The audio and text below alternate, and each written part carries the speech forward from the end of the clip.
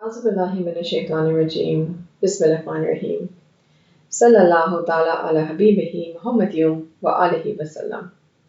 Assalamu alaikum and welcome to our segment on Surah Hud. Inshallah, today we will cover the 6th Ruku of Surah Hud, verses 61 to 68. May Allah grant us the ability to understand the true meanings of the Quran by the grace of His Prophet Muhammad sallallahu alaihi wasallam. Ameen. With this dua, let's begin the 6th Ruku of Surah Hud. Verse 61. وَإِلَى ثَمُودَ أَخَاهُمْ صَالِحًا قَالَ يَا قَوْمِ اعْبُدُوا اللَّهَ مَا لَكُمْ مِنْ إِلَٰهٍ غَيْرُهُ هُوَ أَنشَأَكُمْ مِنَ الْأَرْضِ وَاسْتَعْمَرَكُمْ فِيهَا فَاسْتَغْفِرُوهُ ثُمَّ تُوبُوا إِلَيْهِ إِنَّ رَبِّي قَرِيبٌ مُجِيبٌ.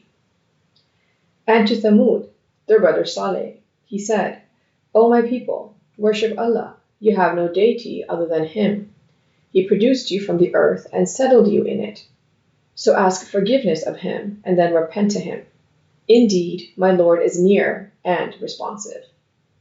In this verse, we see the word astamarakum. This means or refers to a period that we are inhibiting this body, as in our age. This verse refers to the nation of Thamud, who were the next to rise after the destruction of the nation of Ad. Despite being blessed with abundant resources, wealth, and skills, they became distracted from worshiping Allah and became focused on the material world. They selfishly abused these resources, prompting Prophet Saleh ﷺ to urge them to repent and seek forgiveness from Allah, who is both near and responsive. It is mentioned in Surah Qaf, in verse 16, how near Allah is to us, where it says, we are nearer to Him than His jugular vein. It is also mentioned in Surah Al-Baqarah, in verse 186, the nearness of Allah. Let's go on to verse 62. قالوا يا صالح قد كنت فينا مرجوا قبل هذا أتنهانا أن نعبد ما يعبد آباؤنا وإننا لفي شك مما تدعونا إليه مريب. They said, O Saleh, you were among us, one in whom we placed hope before this. Do you forbid us that we worship what our forefathers worshipped? And indeed, we surely are in doubt about what you call us to it, suspicious.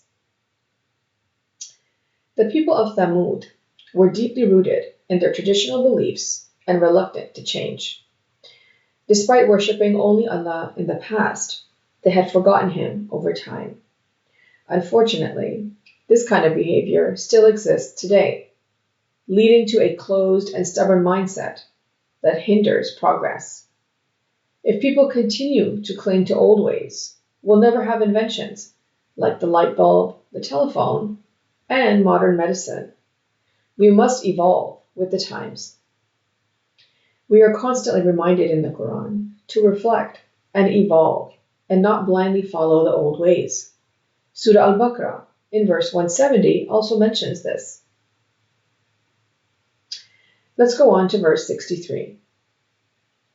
قال يا قوم أرأيتم إن كنت على بينات من ربي وآتاني منه رحمة فمن ينصرني من الله إن أسيته فما تزيدونني غير تخسير.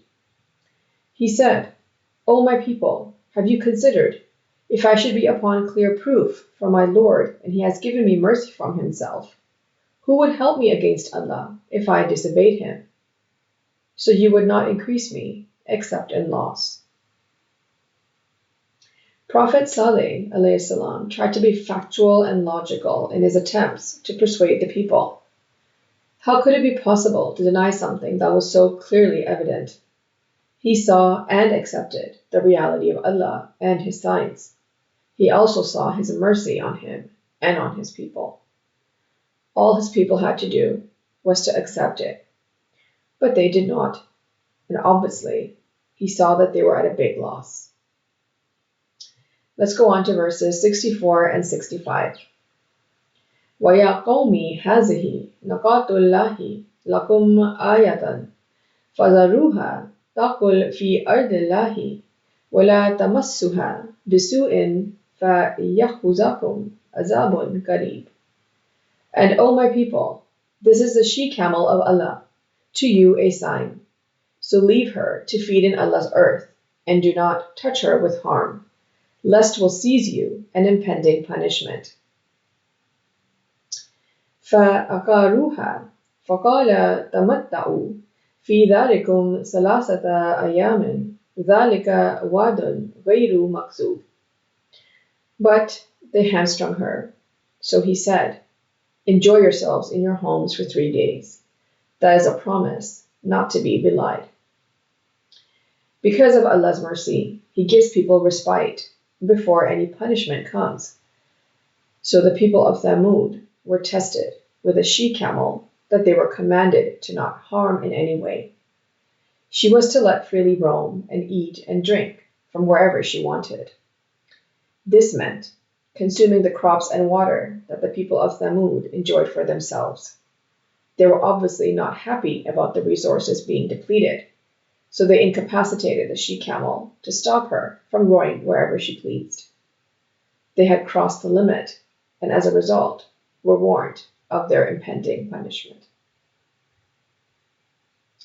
There is a lesson here that everything in the universe, including all the resources, belong to Allah, who is the true owner, which He has created for all His creatures to use and benefit from. And nobody has the right to take possession of it and limit it for only themselves.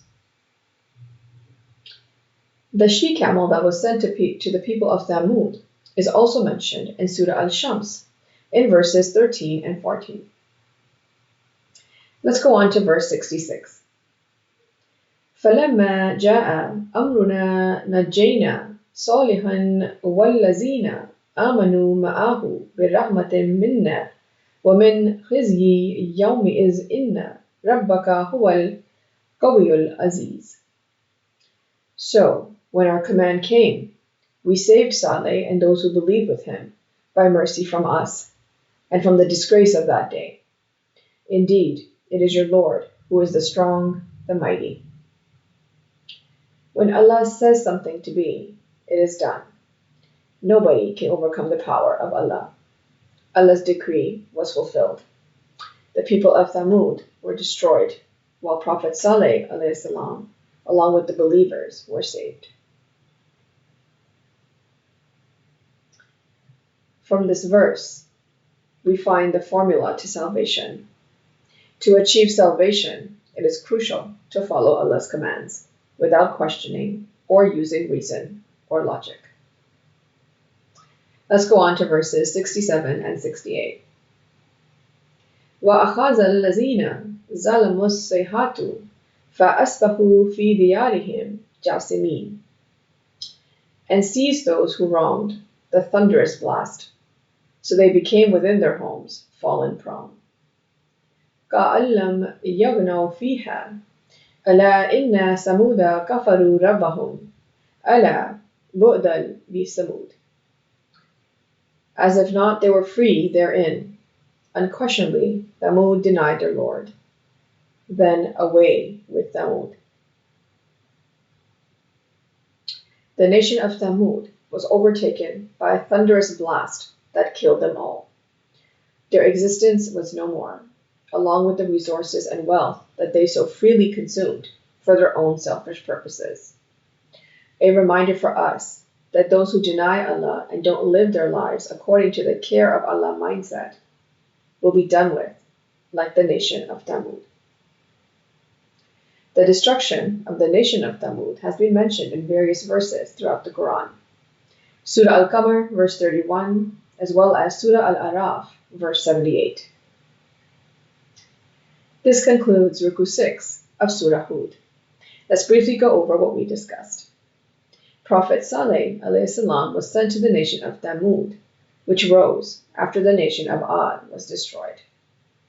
The she-camel was delivered to them from Allah as a sign and a test. However, The nation was so out of control and stubborn in their ways that they rejected Allah's command of not harming her and hamstrung her. The nation of Thamud were destroyed, while Prophet Saleh (alayhi) and the believers were saved. The nation of Thamud were blessed with much wealth and resources, but they fell into evil with their love of these things.